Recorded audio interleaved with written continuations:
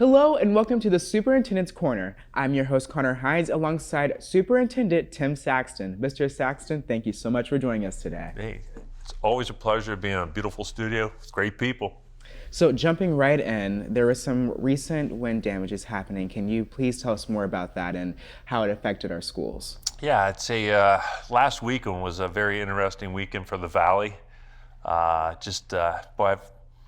We've had some storms come through, but the velocity of the wind, pretty impressive. But unfortunately for many homes and businesses, did cause some damage, and we weren't immune from that. At Center, at the roof of the large auditorium, sustained some damage. The wind actually got underneath some of the panels there and loosened some of those panels up and remove some of those panels. So the good thing was we have a great crew with Mr. Fonderland, Mr. Miller, and the crew at Center, and they were on it and contacted a roofing company and was able to secure that to prevent any further damage and make sure it's just it's weatherproofed, because we're going to have some more rain here in northeastern Ohio. So that roof will be repaired, and that process has begun. But across the district, some trees down at two of our elementaries. We also had some damage at the stadium. Some of the fencing sustained some damage, and the hand washing station, that very nice custom hand washing station. The wind actually moved that in a strong manner up against one of our railings and damaged the railing and actually knocked it out of the concrete. So we're going to have to repair that. Those areas have been secure because our stadium's used for lacrosse and for track. So the fencing's being repaired and the other areas are roped off. So it's safe, but again, very concerning. But we'll move forward and get the repairs as needed. Yes, and do you know if there was any power outages in any of the schools? Thank God it was the weekend. Yeah, I know some of our homes obviously were without power for a short term. Some of the other communities are on a longer term. A couple of buildings did go down for a short time, but we were very blessed to get those back up. That actually brings up a good point. At one of our elementaries, one of the things that some of our viewers may not know, when the power goes off and then the power comes on, sometimes there's a surge. And we did sustain some damage at Stadium Drive Elementary. One of the motors that controls the HVAC, when that motor kicked on, the surge did burn out a motor and we lost a control panel. But we were very fortunate to have those replaced within 24 hours without any interruption to education. Yes, so Mr. Saxton, we know you as our Spartan shield and our, trusted adult, but for our Boardman families, what would you want to tell them about the recent school safety measures that we're trying to take? Well, obviously, when you turn on the news and you see what happened recently, that it's hard to watch. It's very hard to watch both as a father, but also as a school leader. And obviously, that always is going to raise the concern, and it's always, we're constantly measuring what we're doing, but those are always sparking moments that create even better conversations. At Boardman, when I reflect on our school safety, I've said this before and I've said it multiple times, I'm a strong believer in the ultimate safety measure is people, and it starts with people and will end with people. We are very fortunate to have fantastic SROs. Three at Center, Glenwood, in the high school. But this year, just as a reminder to our viewers, that we did add additional police presence at the three elementaries.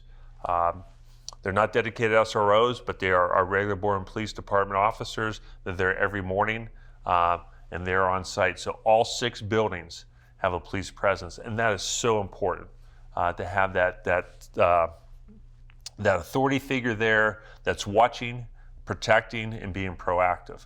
I think that's a huge piece. The second piece is our students and our staff and our administration. Ears open, eyes open. We always say, see something, say something. When you look and you watch these stories, there are, I always want to say, ripples in the pond before the actual event. And if you can follow those ripples back, we usually have to do it afterwards, after the event. But if we get better at noticing those little ripples and can start to investigate and be proactive, who knows what you could prevent? And I think that's important, that students need to be open. They're not being a snitch. They're not being dishonest. Just being open. They're protecting their classmates. And then it's the administrator's job or the SRO's job to take a look and to validate, is this an actual threat? And we have, all our buildings this year have gone through intensive threat assessment training. And I think that's important because as these threats come in, you got to be able to filter, is this real? Or is this a false report? And I think that's an important piece that has helped us. So all those ideas working together, the SRO presence and just us as a community talking, being open and being honest, I think are two excellent protocols. The last layer are the additional measures we have added are the mental and professional mental health services. We've partnered with Meridian in the past. We've partnered with Alta. We've increased our presence with Alta, but we've added a third layer, which is a company called HWS. And several of our buildings, Alta is a phenomenal resource, but schools are all pulling from Alta, so we added additional resources through an additional service called HWS.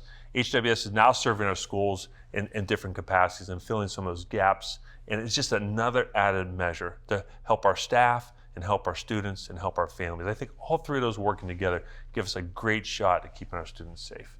Yes, and you talked about safety in our buildings, but how does that correlate to safety out of our buildings as well when it comes to transportations when the kids are going home and everything? No, I'm glad you brought that up because the bus is really, in the eyes of education, a continuance of the classroom. And obviously bus safety is huge. And then that's one of the conversations that we have been having, that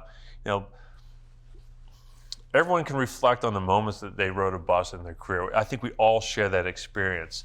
But that's also a very important part of safety. What I mean by that is it's not a chance to, it's not the opportunity to relax. There are certain rules that we need our students to follow because a bus driver has we've talked about the bus driver shortage, but think about the challenge. They're operating a very large yellow SUV, if you want to call it, with anywhere from 30 to 40 to 50 students, and their lives are in their hands, and they need to get them home safely, operate within traffic, but also maintain discipline. So you're going to see an increased effort that we're going to ask on behalf of our students and our families to make sure students are following the rules so that we can keep them safe and continue that promise of safety, whether it's in the building or on the transportation to or from the buildings. Yes, and I don't want to name drop or anything, but my 8th grade bus driver, Mrs. Wilson, I still love her to this day, because she made sure that we were always safe, but she always made sure that we were still, disciplined. I think discipline has a lot of meaning when it comes to how bus drivers are handled, why they're still here, why they are so present for us. And that goes a very long way. So I think a lot of it comes from thanking our bus drivers. No, great point. We should not be afraid of the word discipline. I remember early on in my administrative career, when you're assistant principal, that's your job. It's student discipline. And I don't know who made this quote, but I remember the quote was, discipline is not something you do to somebody. It may feel like that. It's something that you do for somebody. We all need rules. We feel safer when there are guardrails on a patio or on the edge of a high-rise somewhere. We need to know where those boundaries are. We work better in those atmospheres when we know where the boundaries are. And that's really what discipline helps. Here's where the boundaries are. We've established them. Now, if you try to go over them, go over the railing, or go beyond the boundary, we need to pull you back in and keep you into a safe space. And that's really the philosophy of discipline. So when you understand that framework, it's about keeping people safe and efficient and organized. Then discipline, it's a good thing. It's not a negative word. Yes. Well, Mr. Saxton, I know it was a lot of a heavier interview, but you handled it so well.